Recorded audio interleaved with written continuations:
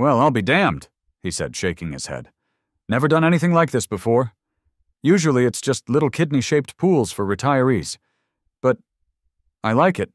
It's different." "You're sure about this?" the project manager asked as we reviewed the plans. "This is going to be a lot of pool." "I'm sure," I said, "and I want it to be perfect. Olympic regulation perfect." After a long day battling spreadsheets and enduring endless Zoom meetings, my mind often drifted to one simple, blissful image: sinking into a steaming hot tub, the jets massaging away the tension, the stars twinkling above. It was my ultimate relaxation fantasy, a mini vacation just steps from my back door. I wasn't envisioning some massive, party-sized hot tub, just a small, cozy one, big enough for 2, maybe 4 people. Something simple, tasteful, and utterly therapeutic. All I wanted was a little bit of bubbly bliss, a place to soak away the stress of the day. Nothing extravagant, just a cozy little hot tub where I could unwind under the stars. Apparently, in neighborhood name, that was akin to building a water park, I thought, as I browsed online catalogs, comparing models and features. I imagined myself sinking into the warm, swirling water, a glass of wine in hand, the worries of the day melting away. It was the perfect antidote to the pressures of modern life, a small investment in my well-being. I should have known that any attempt to enhance my backyard enjoyment would be met with swift and merciless opposition from the HOA. I just didn't realize how quickly or how absurdly that opposition would manifest. The first hint of trouble came in the form of a crisp, white envelope slipped under my front door. It wasn't a bill, it wasn't junk mail.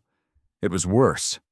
A friendly reminder from the Neighborhood Name Homeowners Association informing me that I needed to submit plans for any exterior modifications before starting work.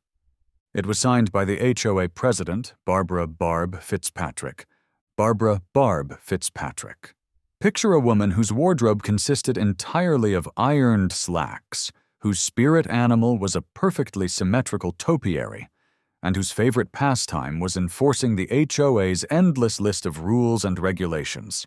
She was the self-proclaimed guardian of neighborhood aesthetics, the queen of control, and, unfortunately for me, the president of the Neighborhood Name HOA. I'd seen her around, of course, a tightly wound woman with a permanent frown, and a clipboard that seemed to be permanently attached to her hand. She was the kind of person who probably used a ruler to measure the distance between her garden gnomes and color-coded her spice rack. My first direct encounter with Barb was, predictably, unpleasant. I'd called the HOA office to inquire about the hot tub approval process, and she'd answered the phone. "Mr. Henderson," she began, her voice as cold and brittle as a frozen pond, "I understand you're considering installing a hot tub on your property." She said hot tub as if it were a synonym for biohazard waste container. "That's right," I said, trying to sound cheerful. "Just a small one. For relaxation." "Relaxation?" she scoffed. "Mr. Henderson, hot tubs are unsightly. They lower property values. They are simply not in keeping with the community standards of Neighborhood Name." She said community standards, as if they were some kind of sacred, inviolable code. "We encourage residents to consider more appropriate backyard amenities, like a well-maintained lawn." The HOA meeting was a masterclass in bureaucratic absurdity. The community center's multipurpose room, with its beige walls and uncomfortable folding chairs, was filled with the usual suspects: the retirees, the busybodies, and the handful of Barb Fitzpatrick's loyal followers, all eager to uphold the sanctity of Neighborhood Name's meticulously crafted mediocrity. Barb, perched at the head table like a queen on her throne, presided over the proceedings with an air of grim determination. The agenda, as always, was a laundry list of petty grievances and absurd regulations. There was a lengthy discussion about the proper placement of recycling bins. Apparently, they had to be completely concealed from view at all times. There was a heated debate about the acceptable color for garden hoses, beige, naturally. And then came the main event, my hot tub. Barb launched into a prepared speech, her voice dripping with disdain. "It has come to the attention of the board," she declared, "that some residents are considering installing hot tubs in their backyards. These water features are a threat to the aesthetic harmony of our community. They're noisy, they're unsightly, and they attract undesirables." She said undesirables, as if hot tubs were somehow magnets for criminals and deviants. I tried to defend myself. I pointed out that many houses in the neighborhood already had pools, which were significantly larger and, arguably, more unsightly than a small, discreetly placed hot tub. "Pools are different, Mr. Henderson," Barb retorted, her eyes narrowing. "Pools are acceptable. They're traditional. Hot tubs are tacky." She said tacky as if it were the ultimate insult, a word that could shatter glass and curdle milk. My internal reaction was a mixture of annoyance, frustration, and a growing sense of disbelief. Were these people serious? Was a hot tub really such a threat to their carefully constructed world? The discussion that followed was a farce. Barb's loyal followers echoed her complaints, while a few brave souls, mostly those who secretly craved a hot tub of their own, offered hesitant words of support. But the outcome was never in doubt. Barb held the power, and she was determined to use it. The motion to prohibit the installation of all outdoor hot tubs, effective immediately, passed with a near-unanimous vote. Barb banged her gavel, a smug smile spreading across her face. The war on hot tubs had been won. I received the official HOA notice a few days later. A crisp white envelope containing a sternly worded letter and a threat of escalating fines. Hot tubs, it declared, were now officially banned in neighborhood name. I stood in my backyard, staring at the empty space where I'd envisioned my cozy little hot tub, a feeling of cold fury rising within me. I could give up, of course. I could abandon my dream of bubbly bliss, surrender to Barb Fitzpatrick's demands, and accept a life of lukewarm baths and HOA-approved conformity. But something inside me rebelled. This wasn't just about a hot tub. It was about principle. It was about the right to enjoy my own property, to pursue my own happiness, without being harassed by a power-hungry, aesthetically obsessed tyrant. If Barb and the HOA were so obsessed with the distinction between pools and hot tubs, then I'd give them a pool. But not just any pool. I'd give them a pool so large, so extravagant, so utterly un-hot tub-like that it would make their perfectly coiffed heads spin, I thought. A new idea, audacious and wonderfully ridiculous, beginning to take shape in my mind. An Olympic-sized swimming pool. It was recreational, wasn't it? It was technically a pool, not a hot tub, and it was, without a doubt, the most gloriously inappropriate response to Barb Fitzpatrick's ban on hot tubs that I could possibly imagine. It was a loophole, a way to exploit the HOA's own illogical rules, a chance to turn their obsession with community standards against them. "Barb Fitzpatrick, you want a war on hot tubs? You've got one. Prepare to be Olympic-sized," I declared internally, a surge of defiant energy coursing through me. The battle lines were drawn, and I was ready to unleash the full force of my aquatic rebellion. My decision to build an Olympic-sized swimming pool in my backyard was not a decision I took lightly. It was a bold move, a potentially disastrous move, and I needed to make sure it was, at the very least, technically legal. So I began my research. I revisited the dreaded HOA bylaws, this time with a specific purpose: to find any loophole, any ambiguity, any vaguely worded regulation that I could exploit. I focused on the sections concerning pools, water features, and backyard recreational amenities. And to my delight, and Barb Fitzpatrick's future dismay, I found nothing.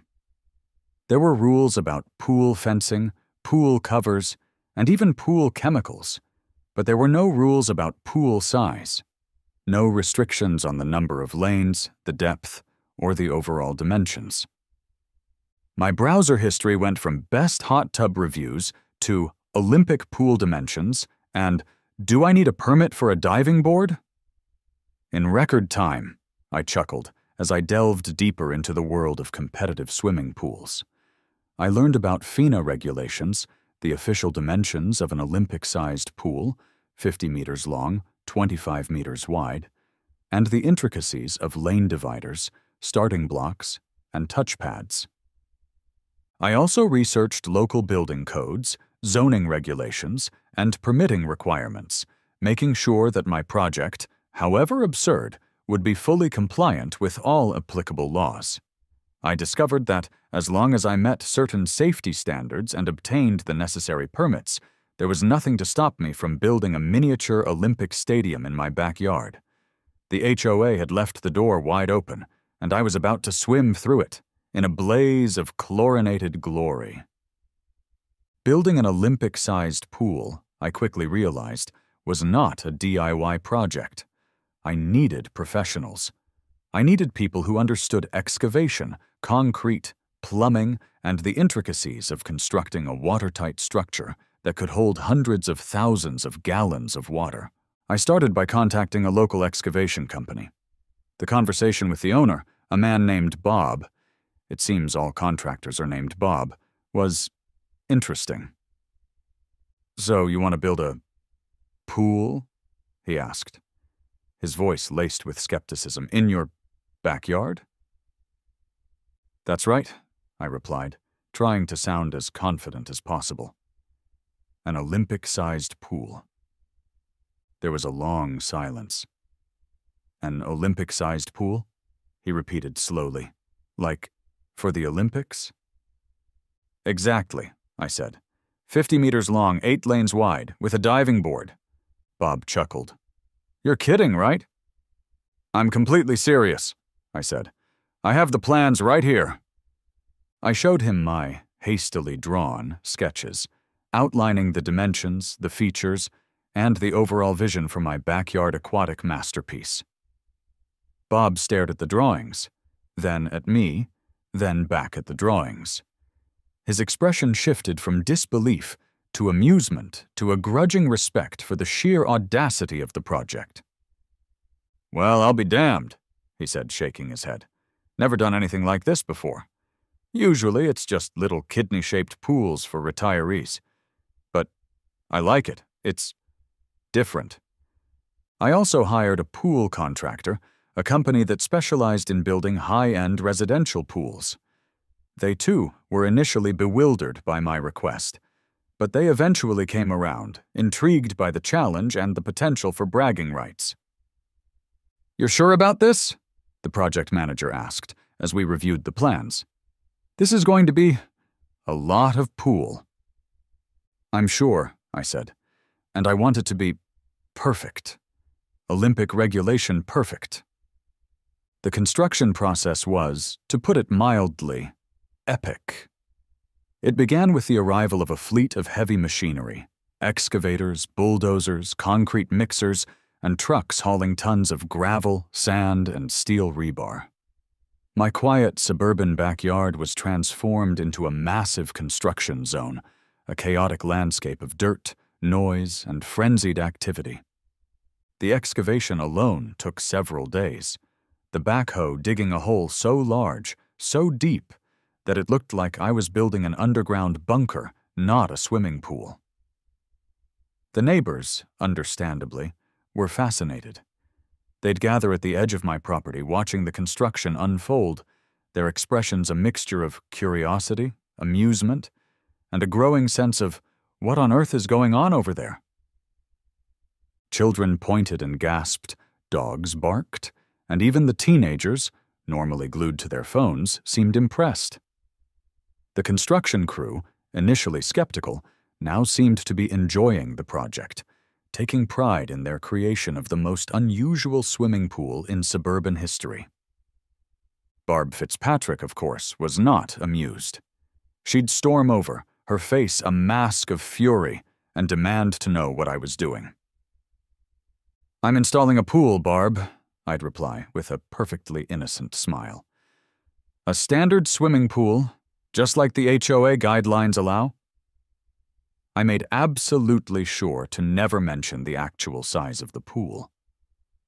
"It looks large," she'd sputter, her eyes narrowed with suspicion. "It's efficient," I'd say vaguely. "Very space efficient." Her eye twitches were becoming legendary. She knew I was up to something, but she couldn't quite put her finger on it. And that, of course, was the beauty of the plan. After weeks of intense construction, the pool was finally complete. And it was magnificent. It was a true Olympic-sized pool, 50 meters long, 25 meters wide, with 8 clearly marked lanes, starting blocks at one end and a diving board at the other. The water was crystal clear, the tiles were gleaming, and the lane dividers were a vibrant, professional-looking blue. There was even a small spectator seating area, complete with bleachers and a slightly oversized scoreboard. It looked less like a backyard pool and more like a training facility for elite athletes. It was a monument to excess, a testament to the power of petty revenge, and a giant, watery middle finger to Barb Fitzpatrick and her anti-hot tub crusade. But I wasn't finished yet. I needed one final touch, one last detail to elevate the project from merely outrageous to absolutely, gloriously insane. I installed a high-end loudspeaker system, strategically positioned around the perimeter of the pool. And then I programmed it. Not with music, not with announcements, but with sound effects. Specifically, sound effects from the NBA on TNT broadcasts. Now, whenever someone used the diving board, the system would play the sound of a cheering crowd and an announcer yelling, "He's on fire!" And whenever someone pretended to score a point in a completely made-up water polo game, the system would blast the iconic NBA on TNT theme song. It was magnificent. It was ridiculous. It was perfect. And it was all completely 100% HOA loophole exploiting and possibly a little bit insane, I thought, as I tested the system, the sounds of a professional sporting event echoing through the quiet suburban night. It was the final, glorious touch, the cherry on top of my Olympic-sized revenge sundae. And I couldn't wait to see Barb Fitzpatrick's reaction. The unveiling of my Olympic-sized backyard pool, or as I affectionately called it, the aquatorium, was a moment I'd been eagerly anticipating. And Barb Fitzpatrick's reaction, it exceeded my wildest expectations. It was a meltdown of epic proportions, a Karen-esque explosion of rage and disbelief that would forever be etched in the annals of suburban legend. I'd made sure to finish construction just before the weekend, knowing that Barb took a meticulously scheduled property inspection walk every Saturday morning. And, right on cue, at precisely 9 a.m., she rounded the corner, her clipboard clutched tightly in her hand, her eyes scanning for any sign of violation, any hint of nonconformity. And then she saw it, my pool. She stopped dead in her tracks, her jaw dropping, her eyes widening in a mixture of horror and disbelief. She looked like she'd just stumbled upon an alien spaceship landing in my backyard, or perhaps a particularly offensive display of oversized garden gnomes. She took a few tentative steps closer, her head tilted, as if trying to understand what she was seeing. Then, the screaming started. This is unacceptable!" she shrieked, her voice reaching a pitch that could shatter glass and probably set off car alarms. She stormed towards my backyard, her sensible shoes clicking furiously on the pavement, her face a mask of apoplectic rage. "You've turned your backyard into a public swimming facility. It's an abomination." I emerged from behind the diving board, a towel draped around my shoulders, a picture of calm, unruffled composure. "Good morning, Barb," I said, my voice dripping with feigned politeness. "I see you've noticed my new pool. What do you think? I was going for a sporty yet functional aesthetic." "It's an Olympic-sized pool," she roared, her face now a shade of purple that I'd previously only seen on particularly ripe eggplants. "With lane dividers, and a scoreboard, and bleachers." She pointed a trembling finger at each offending feature, as if listing the ingredients of a particularly disgusting potion. "It's a private recreational water feature, Barb," I corrected her gently. "Perfectly within the HOA guidelines. You said hot tubs were unacceptable, but pools were fine. You never specified a size limit, did you?" I tapped my finger on my chin, pretending to think. "I don't recall seeing anything about a no Olympic-sized pool rule." Watching Barb's face contort with rage and disbelief was more satisfying than any hot tub soak could ever be, I thought, struggling to suppress a laugh. She sputtered, she fumed, she threatened, but it was all for naught. The aquatorium was here to stay, and Barb Fitzpatrick was powerless to stop it. It was a moment of pure, unadulterated triumph. A victory for creative loophole exploitation and a giant, watery middle finger to the HOA's obsession with conformity. Barb, predictably, called an emergency HOA meeting, demanding the immediate removal of my aquatic abomination. She envisioned a swift condemnation, a unanimous vote to dismantle my pool, a restoration of order and beige to neighborhood name. She was, as usual, in for a rude awakening. The meeting, held in the same beige-walled community center room, was a scene of utter chaos. Barb, looking increasingly frantic and disheveled, presented a PowerPoint presentation titled "The Aquatic Abomination: Why Olympic-Sized Pools Threaten Our Way of Life." The presentation was a masterpiece of fear-mongering and hyperbole, filled with blurry photos of my pool, exaggerated claims about its negative impact on property values, and a series of increasingly unlikely scenarios. Slide 1. Uncontrolled splashing leading to widespread water damage. With a picture of a cartoon wave engulfing a house. Slide 2. Excessive noise pollution from competitive swimming events. With a picture of a sound wave labeled danger. Slide 3. Attracting undesirable elements, professional athletes, to our community. With a picture of a silhouetted figure wearing a Speedo and goggles. Slide 4. The complete and utter destruction of our neighborhood's aesthetic harmony. With a picture of my pool next to a picture of a perfectly manicured, utterly boring beige house. Her arguments were met with a mixture of skepticism, amusement, and outright hostility. The other HOA members, it turned out, were not as enthusiastic about banning Olympic-sized pools as Barb had hoped. Some were secretly impressed by my audacity. Others were simply tired of Barb's constant complaining. And a few, I suspected, were secretly hoping I'd invite them over for a swim. The meeting, which Barb had envisioned as a triumphant return to power, devolved into a chaotic shouting match, with accusations flying back and forth, bylaws being misinterpreted, and Robert's rules of order being completely ignored.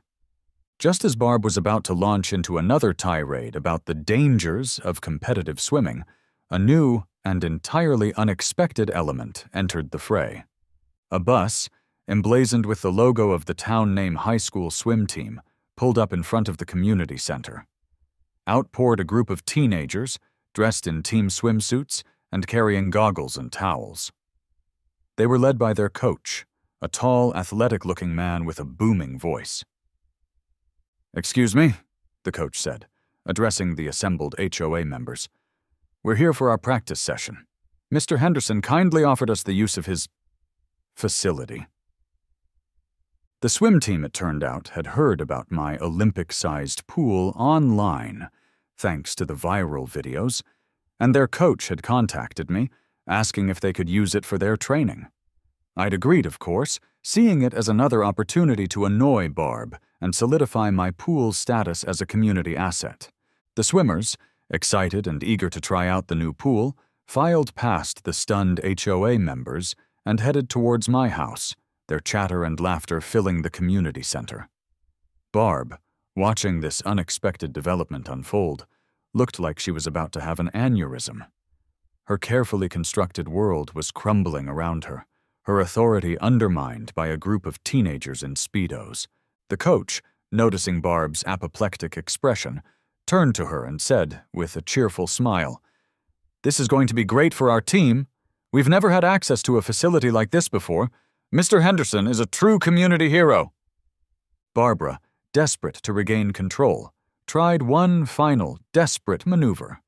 She proposed a new HOA rule, a retroactive rule, specifically banning oversized swimming pools and any aquatic structure exceeding standard residential dimensions. But it was too late. The HOA's lawyer, the long-suffering Mr. Henderson, a recurring character in my suburban battles it seemed, explained in excruciating detail that my pool was grandfathered in. It had been built before any such rule existed, and therefore it was exempt from any new regulations. He also pointed out that any attempt to force its removal would likely result in a costly and embarrassing lawsuit, a lawsuit that the HOA would almost certainly lose. He even, somewhat hesitantly, suggested that the HOA might want to consider embracing the pool, perhaps even sponsoring a neighborhood swim meet. Barbara's face, at this point, was a study in apoplectic rage. She sputtered, she fumed, she threatened, but it was all for naught. The HOA, sensing the shift in power, voted against her proposed rule change. As the meeting concluded and attendees started to file out, a commotion was heard out on the street. It was a retired NBA player, turning up for an impromptu game. He'd seen the viral videos and wanted to check the pool out for himself. And then, the final humiliation. Barb's own grandchildren, who'd been visiting for the weekend, snuck out of her house and joined a pickup game of water polo in my Olympic-sized pool. They were, I must admit, surprisingly good. And Barb, watching from her window, could only seethe in silent fury as her own flesh and blood enjoyed the very thing she'd tried so desperately to destroy. The Sky Arena was victorious, and Barb Simmons was utterly, completely, and gloriously defeated. The reign of Barb Fitzpatrick, the terror of hot tubs, the scourge of suburban relaxation came to an end not with a bang, but with a whimper. After the disastrous HOA meeting, the viral fame of my Olympic-sized pool, and the ultimate betrayal of her own grandchildren, she finally cracked.